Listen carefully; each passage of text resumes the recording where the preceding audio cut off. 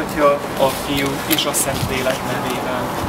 Könyörögünk, mindenható Istenünk, áld meg kérünk ezeket a járműveket. Álismerjük Szent Angyalaidat, hogy őrizzék őket az úton.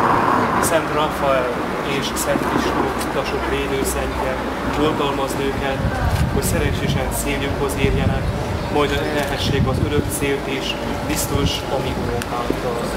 És a mindenható Istennek, az Atyának, Fiúnak és a Szentlélek áldása szálljon le rátok, maradjon veletek mindenkor.